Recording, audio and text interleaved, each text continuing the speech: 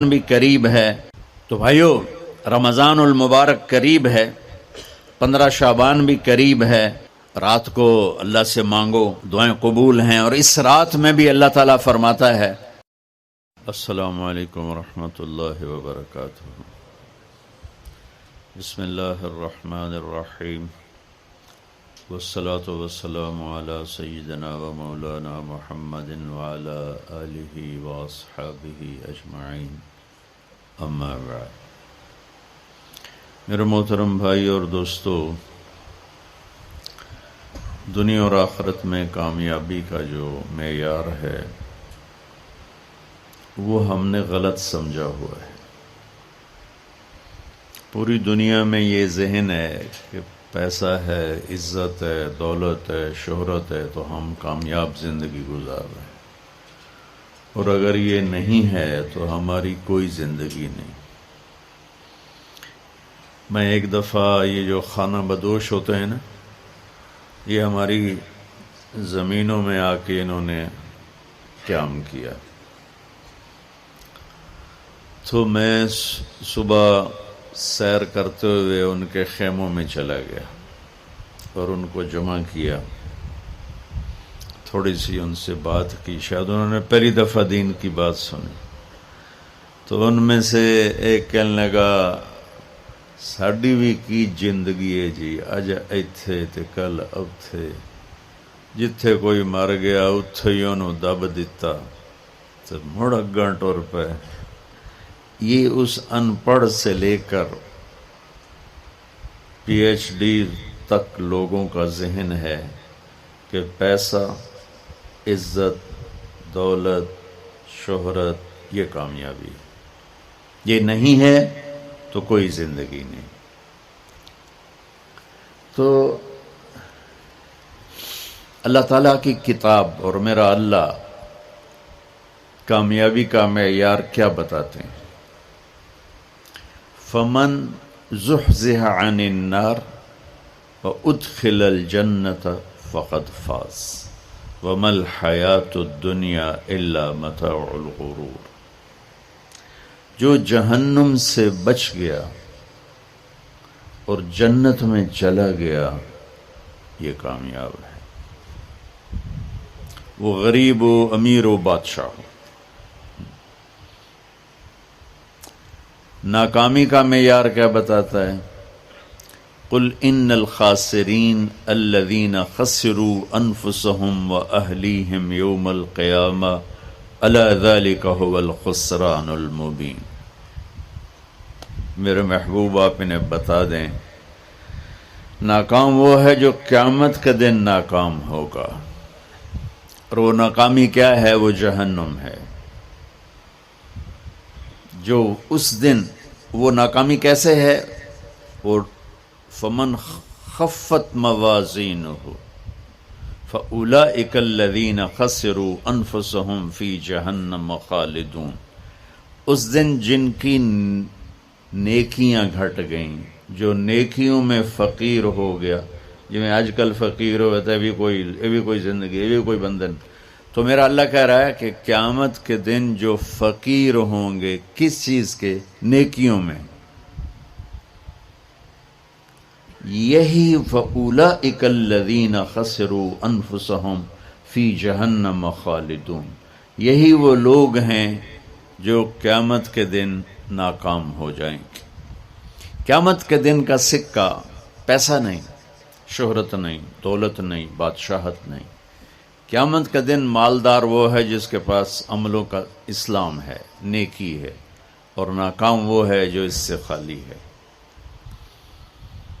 اللہ نے پوری دنیا کے انسانوں کے لیے کامیابی ناکامی کا معیار وہ بنایا ہے جو اس کے اندر موجود۔ دنیا کی کامیابی تو پیسے سے سمجھی جاتی ہے، وہ کوئی سہیل ورگی کالونی بناوے تے ادھے بڑا بڑا پلازا بناوے، بھئی کیا زندگی ہے، بھئی کیا ترقی کی ہے، کیا ترقی کی ہے۔ یہ ادھوری ترقی ہے۔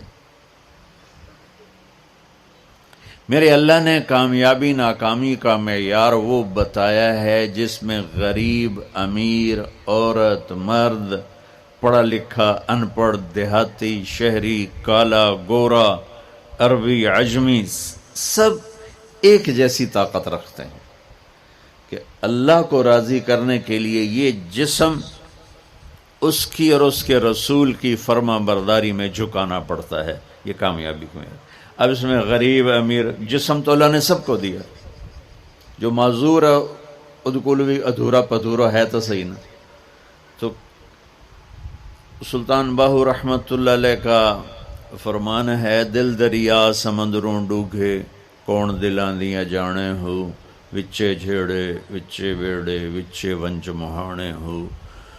تو اس کا خلاصہ وہ ہے جو میں بتا رہا ہوں کہ انسان کو کامیابی کے لیے باہر کچھ بھی نہیں، سب کچھ اندر ہے. وفی انفسکم افلا تبصرون، جس کو ہمارے شاعر نے بڑے خوبصورت، شاعر مشرق جنہیں ہم کہتے ہیں اقبال رحمت اللہ علیہ، اپنے من میں ڈوب کر پا جا سراغ زندگی.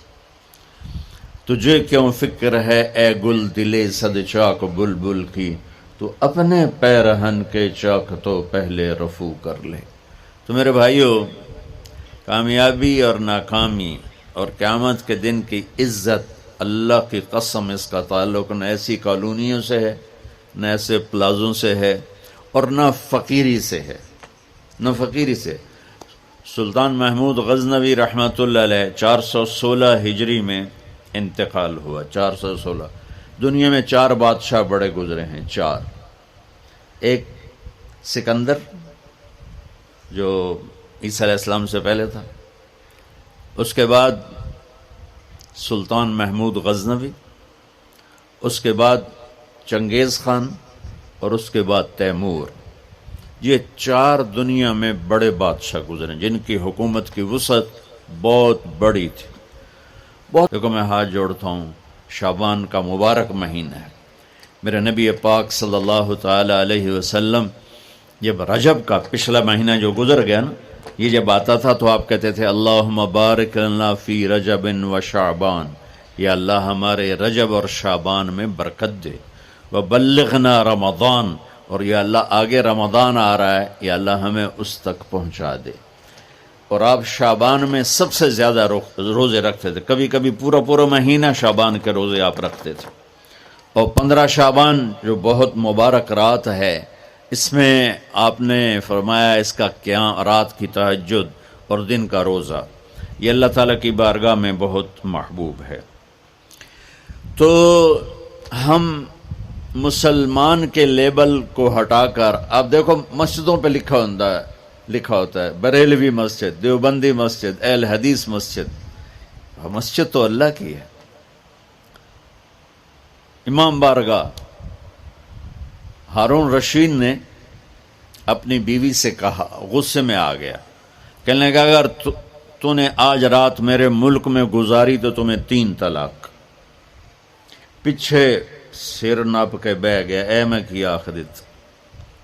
تو اس نے علماء اکٹھے کیے، کہنے لگا جی میں نے بیوی سے کہا ہے تو نے رات میرے ملک میں گزاری تمہیں 3 طلاق، تو کوئی طلاق سے بچنے کی صورت ہے؟ تو علماء نے کہا ایک ہی صورت ہے کہ تمہارے ملک سے رات باہر گزارو. ملک اس کا فیصل آباد تک تھا اور ادھر کاشغر تک تھا، اور دنیا میں پھیلی ہوئی حکومت تھی. تو گھوڑے پہ تو یہ فاصلہ طے نہیں ہو سکتا، لہذا انہوں نے کہا جی رات آئے گی طلاق ہو جائے گی. وہ کہنے لگا ابو حنیفہ جن کی ہم پیروی کرتے ہیں، امام ابو حنیفہ، ان کے فتوے پہ عمل کرتے ہیں. کہا ان کے شاگردوں میں کوئی ہے؟ ان کا ایک شاگرد ہے. اس وقت امام ابو یوسف بڑے غریب فقیر دھوبی کے بیٹے تھے. ان کا ایک ہے ابو یعقوب، ابو یوسف یعقوب ان کا نام تھا. کہا اسے بلاؤ. وہ آ گئے. انہوں نے ان سے پوچھا، ہارون رشید نے، اچھا اس سے پہلے ایک واقعہ ہوا، ناجائز تجاوزات آج سے نہیں ہیں، بہت پرانے زمانے سے. ایک یہودی اس محلے میں رہتا تھا، بڑا سیٹھ. تو اس نے اپنے گھر کی دیوار توڑ کے نا گلی بیچ میں لے لی، گلی کو تنگ کر دیا. چھوڑی سی پتنگ کر دی۔ امام ابو یوسف نے اس سے کہا بھائی غریب لوگوں دا راہ نہ روک، ہمارے لیے گزرنے کا راستہ تو کھلا رکھ۔ تو اس نے بڑے تکبر سے کہا جب تو پالکی میں بیٹھ کے آئے گا تو کھول دوں گا۔ میں غریب بندے نو روٹی نہیں لبدی۔ پالکی اس زمانے کی معزز سواری تھی جو غلام اٹھاتے تھے، نوکر، اور اس میں وہ خواتین یا مرد نوابان جو ہوتے تھے وہ بیٹھ کے ایک محلے سے دوسرے محلے جاتے تھے، کیونکہ اندر تو کوئی گھوڑے یا سواریاں تو چلتی نہیں تھیں۔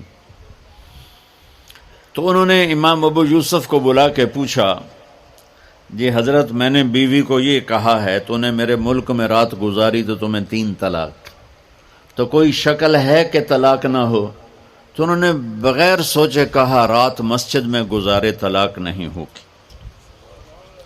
تو علماء نے ان کو ایسے دیکھا، یعنی اکھیاں نال بھئی ایک ہی میں تو امام ابو یوسف نے جواب دیا وَأَنَّ الْمَسَاجِدَ لِلَّهِ، اللہ تعالیٰ قرآن میں کہتا ہے مسجد اللہ کا گھر ہے، ہارون دا نہیں ہے، ہارون رشید دا نہیں ہے، مسجد اللہ دی ہے، لہٰذا مسجد میں رات گزارے طلاق نہیں ہوگی۔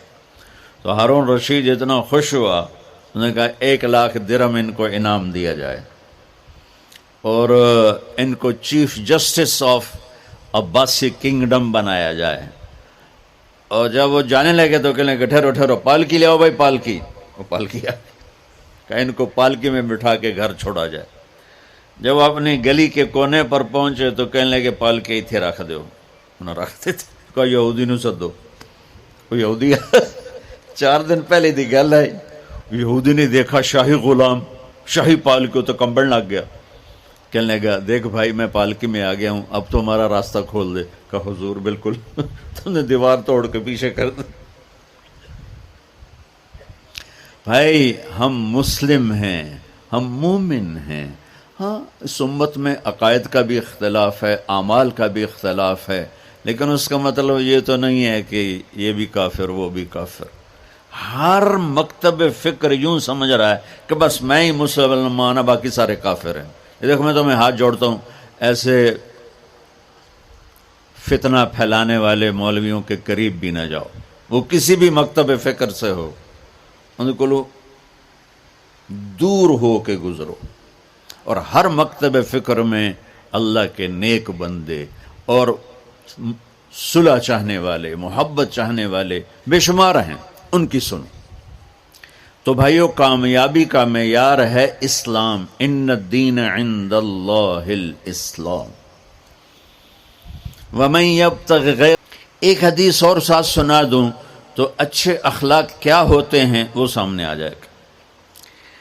میرے نبی سے پوچھا گیا یا رسول اللہ مل اسلام، عمر بن عبسہ نے پوچھا یا رسول اللہ اسلام کسے کہتے ہیں؟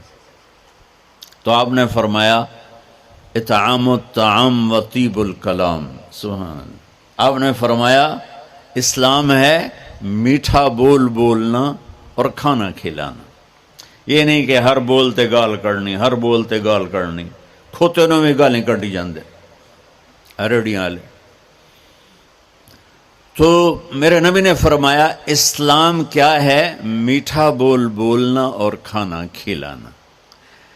پہلی حدیث میں اسلام کیا ہے تو آپ نے کہا نماز پڑھنا، کلمہ پڑھنا، روزہ رکھنا، زکوٰۃ دینا، حج، یہ ابتدا ہے۔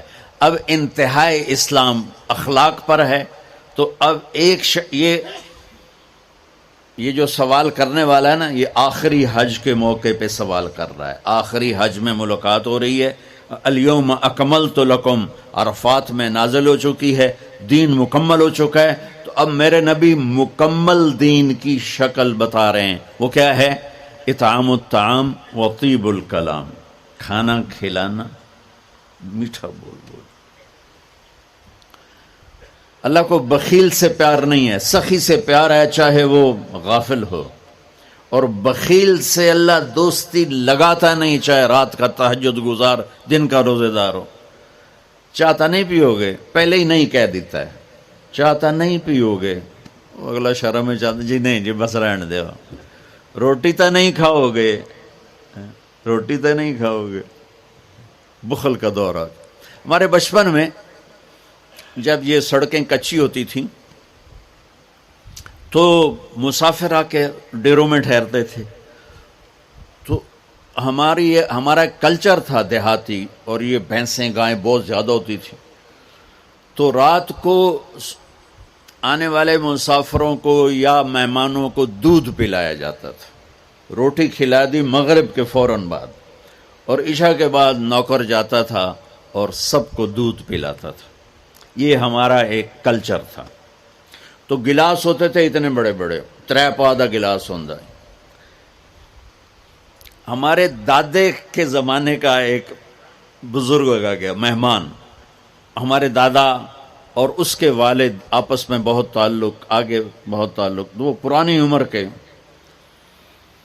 تو نوکر گیا دودھ پلانے. اب گلاس آ گئے ایڈے ایڈے.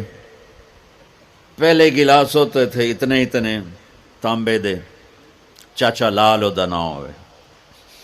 اس نے دودھ ڈال کے دیا نا تو کہتا پتر میں نہیں پیندا. اس نے کہا چاچا کیوں؟ کہ پتر یہ 2 تو ود پیواں تو 2 پیواں تو میرا گزارا نہیں ہوندا، تے 2 تو ود پیواں تو بے غیرت بنا. تے گلاس ہے نہیں، گلاسی ہے، جا بھجا میں نہیں پیندا. تو آج کل کی مہمان نوازی ہے، چائے تو نہیں پئیں گے، پہلے ہی نہیں کیتی جاندی. گڈی بھی تیار ہے تے کھانا بھی تیار ہے، کی کرو گے؟ وہ جو میں گڈی تے ہی جانا. ہمارے بچپن میں رات 12 بجے مہمان آتا تھا نا، تو ہماری دادیاں نانیاں کہتی بسم اللہ بسم اللہ، برکت آ گئی برکت آ گئی برکت آ گئی. آج دن کے 12 بجے میں مہمان آ جائے تو ہماری بیگمات کہتی ہیں بتائے بغیر آ جاتے ہیں، منہ اٹھا کے آ جاتے ہیں، بتائے بغیر آ جاتے ہیں، منہ اٹھا کے. حالانکہ جب کہ آج کل پکانا کتنا آسان ہے، کتنا آسان ہے. تو بخل کا زمانہ آ گیا ہے. تو میرے نبی نے فرمایا پوچھ اسلام کیا ہے؟ کہ کھانا کھلانا. چلو ایک آدمی غریب ہے، اس پر روٹی کوئی نہیں، میٹھا بول تو بول سکتا ہے، زبان تو اللہ نے سب کو دی ہے. تو اگر ہم نے کہا میٹھا بول، کھانا کھلا. کھانا ہر آدمی یقینی بات ہے نہیں کھلا سکتا، کہ اتنے کم وسائل ہیں کہ خود ہی وہ چٹنی سے روٹی کھاتا ہے. پھر اس نے پوچھا مل ایمان، یا رسول اللہ ایمان کیا ہے؟ تو آپ نے فرمایا الصبر والسماحہ، لوگوں کی برداشت کرنا اور معاف کرنا. یہ بھی اخلاق. پانی دینا یار.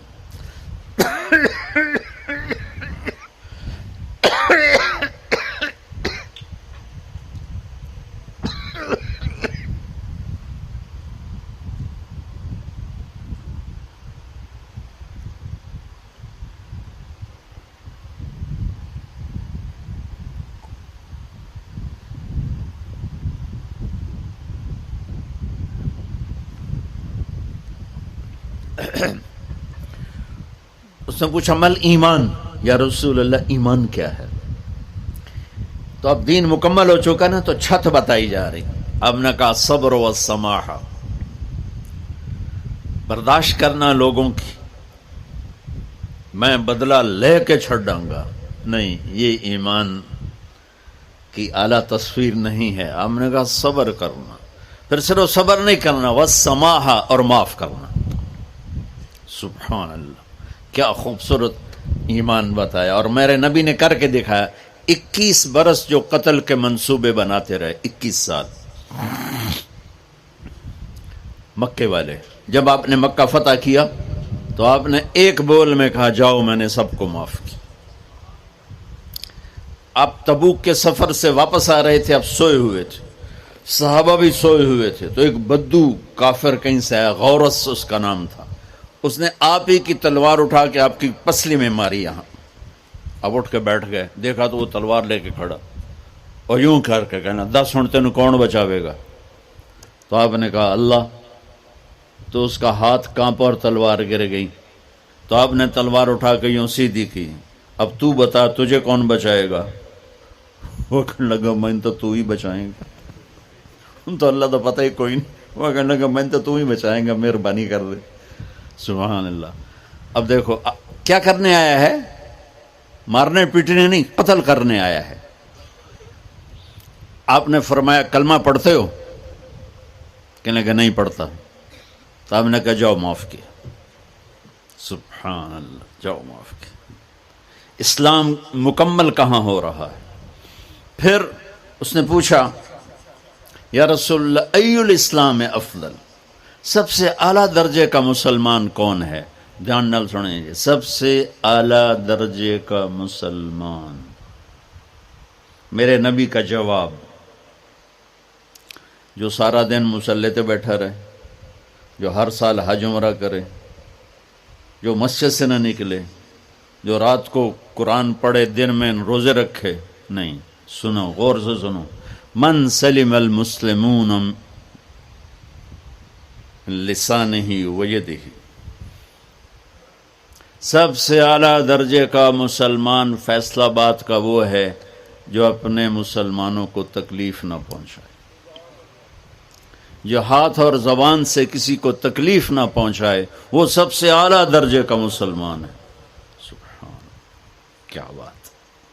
میرے نبی سے ایک صحابی نے پوچھا یا رسول اللہ، ہمارے محلے میں ایک خاتون رہتی ہے، رات کو تہجد پڑھتی ہے، دن میں روزے رکھتی ہے، پر اس کی زبان بہت سخت ہے، بہت بےزتی کرتی.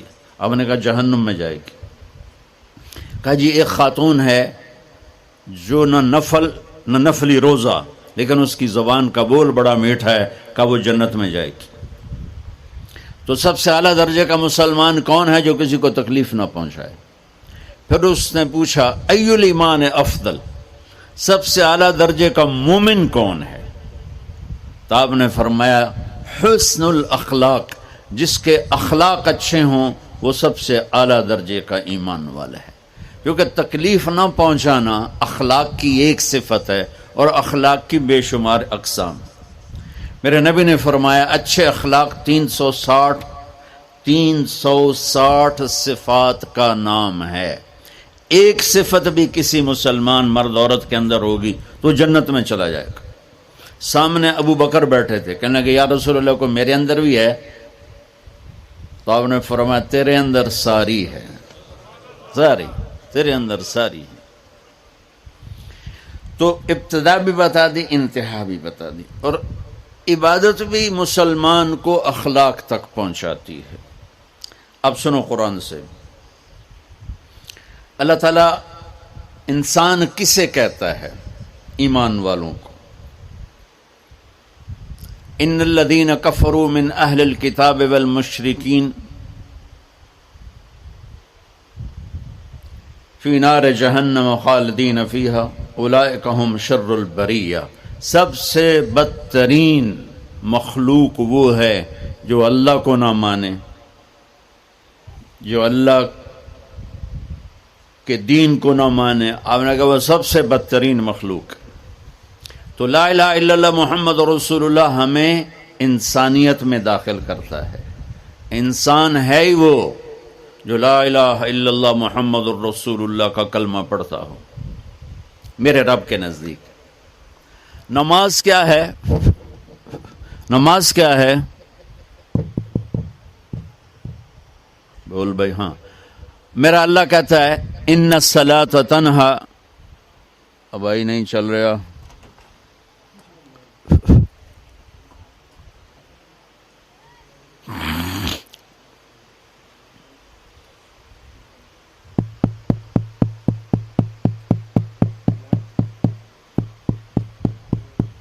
تھوڑی آواز ہے.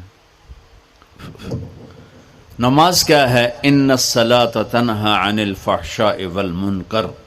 تم نماز پڑھو، یہ تمہیں بد اخلاقی سے بچائے گی اور یہ تمہیں گناہوں سے بچائے گی. تو نماز بھی انسان کو اخلاق تک لے جا رہی، فحاشی سے بچائے گی، گناہوں سے بچائے گی، اخلاق کی طرف سفر. روزہ آ رہا ہے. روزہ کس لیے ہے؟ کتب علیکم الصیام کما کتب علی الذین من قبلکم لعلکم تتقون. تم پر روزہ فرض کیا ہے جس سے پہلوں پہ کیا تھا تاکہ تم تقوی والے بن جاؤ. تقوی والے کون ہیں؟ وسارعوا الی مغفرۃ من ربکم وجنۃ عرضها السماوات والارض اعدت للمتقین. کہ میرے بندو دوڑو جنت کی طرف جو تقوی والوں کے لیے متقی. کون ان دن تقوی والے یا اللہ کا؟ الذین ينفقون فی السراء والضراء کا، جو میرے نام پہ سخاوت کرتے ہیں، چاہے تنگ دست ہوں چاہے پیسے والے ہوں، چاہے تھوڑا مال ہوئے چاہے زیادہ مال ہوئے، وہ میرے نام پہ خرچ کر دیں. الکاظمین الغیظ، جو غصے کو پی جاتے ہیں. والعافین عن الناس، اور جو لوگوں کو معاف کر دیتے ہیں. اللہ تعالیٰ کہہ رہا ہے یہ تقوی والے ہیں. تو روزہ بھی اخلاق پہ لے جا رہا ہے. فمن فرض فیہن الحج فلا رفث ولا فسوق ولا جدال. میرے رب نے کہا حج کا ارادہ کر لیا ہے تو زبان کی گندی،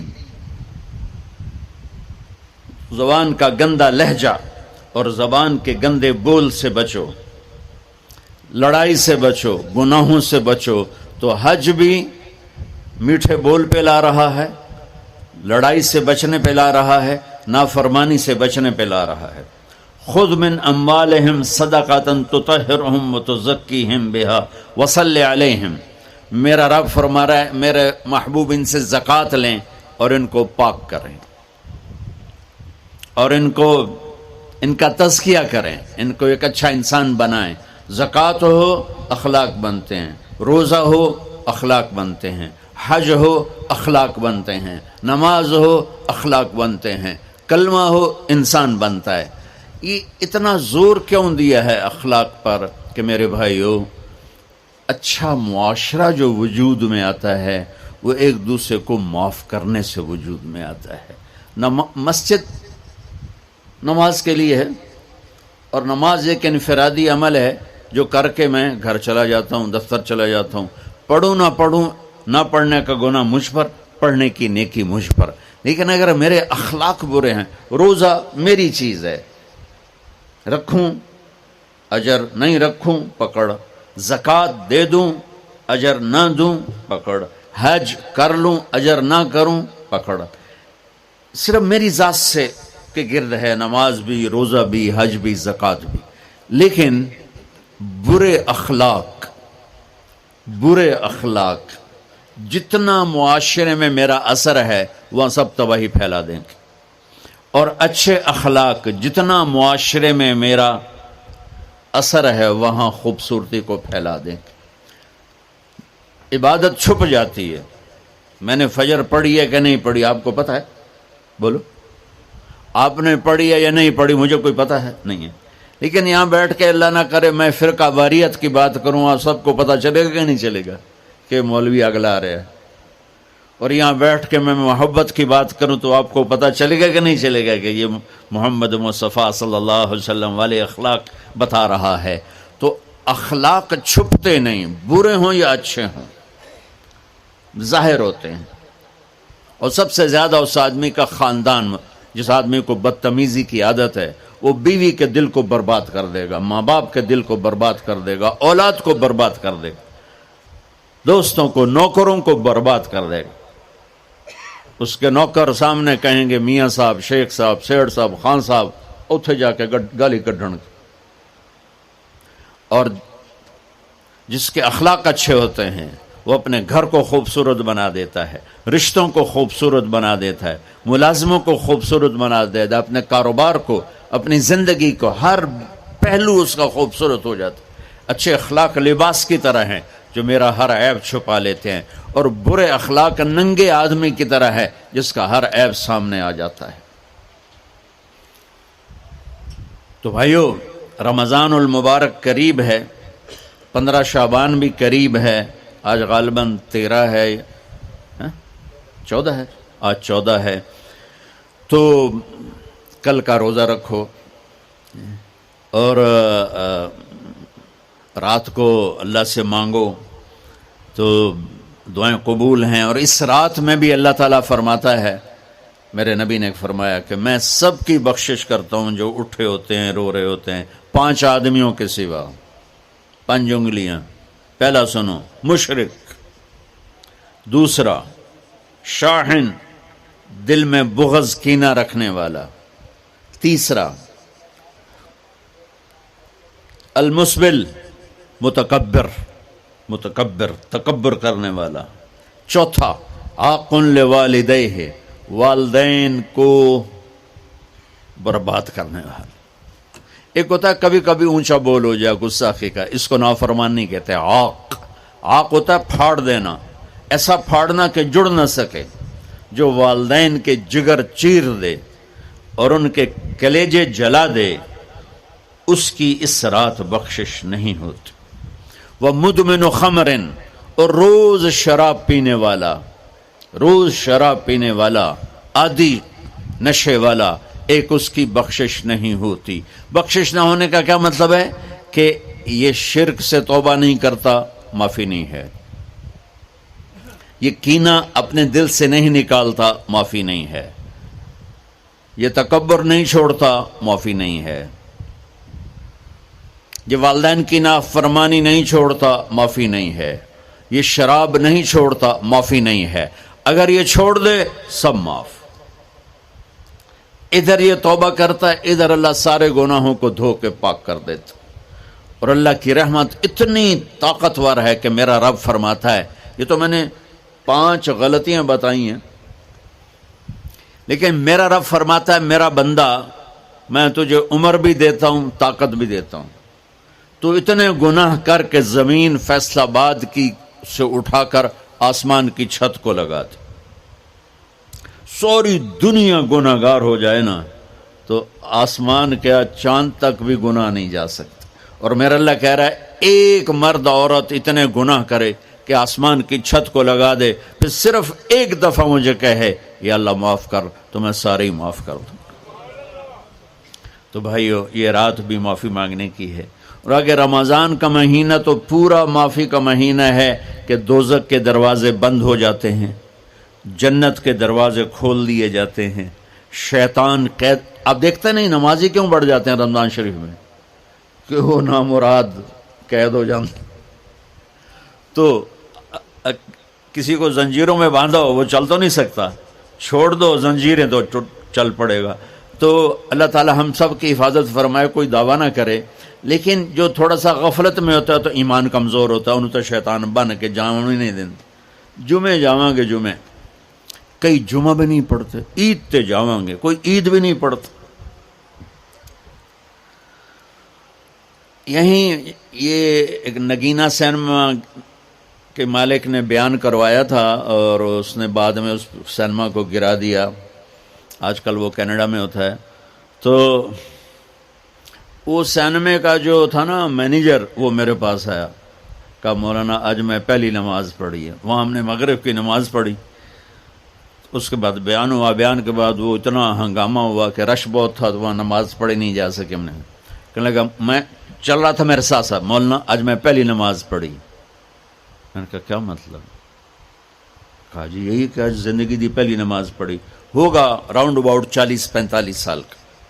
میں کہا پہلی نماز؟ ہاں جی پہلی نماز۔ جمعہ پڑھے؟ نہیں کدی نہیں۔ عید؟ نہیں کدی نہیں۔ آج پہلی نماز تھوڑے پیچھے پڑھی ہے۔ شیطان جب قید ہوتا ہے تو زنجیریں کھل جاتی ہیں تو نمازی بڑھنا شروع ہو جاتے ہیں۔ اس کے بعد جو گھٹتے ہیں نا تو شیطان کی وجہ سے نہیں، اپنی عادت اور سستی کی وجہ سے۔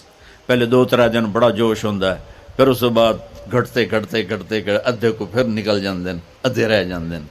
تو تراویح میں بھی پہلے پوری مسجد بھرے گی، پھر ایک صف جائے گی، پھر دوسری جائے گی، پھر تیسری جائے گی۔ تو بھائیو یہ رمضان آ رہا ہے، دیکھو میں ہاتھ جوڑتا ہوں، نماز 5 وقت سارا سال فرض ہے، لیکن روزے کی برکت سے کیا ہوتا ہے، شیطان قید ہو جاتا ہے تو وہ سارے بھاگے آ رہے ہوتے ہیں۔ اللہ سے مانگ لو اس رمضان میں کہ یا اللہ ایسی توفیق دے کہ موت تک نماز نہ چھوٹ۔ رمضان میں بہت سے لوگ رشوت لینا چھوڑ دیتے ہیں کہ نہیں جی ہن رمضان شریف آ گیا۔ رمضان شریف بھی تو آیا ہے، لیکن اصل میں شیطان قید ہوا ہے تو اب کہہ رہے نہیں ہن رشوت نہیں لینی، مہینے بعد لواں گے۔ ڈنڈی مارنے والا کہتا ہے نہیں صحیح تولنا ہے، پھر رمضان تو بعد کٹھی کسر کر لواں گے۔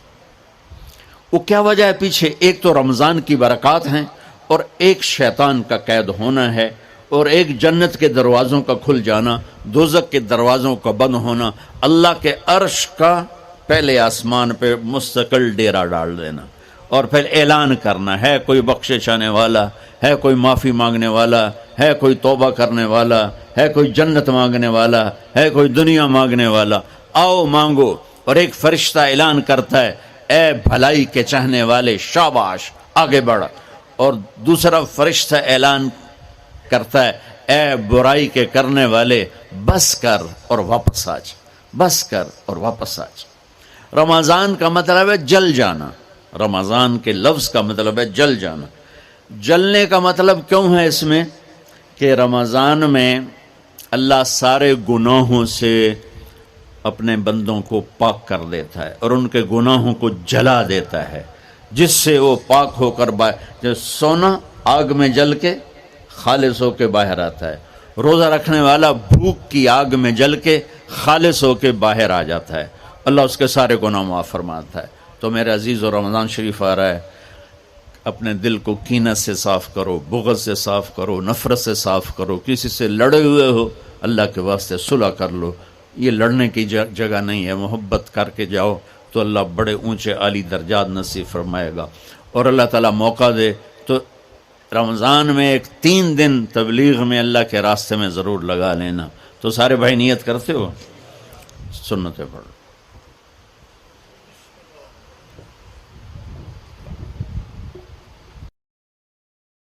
تو بھائیو، رمضان المبارک قریب ہے، 15 شعبان بھی قریب ہے۔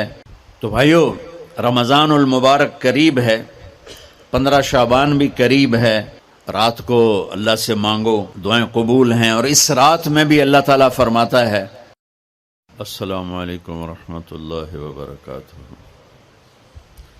بسم اللہ الرحمن الرحیم، والصلاة والسلام علی سیدنا و مولانا محمد وعلی آلہ واصحابہ اجمعین، اما بعد۔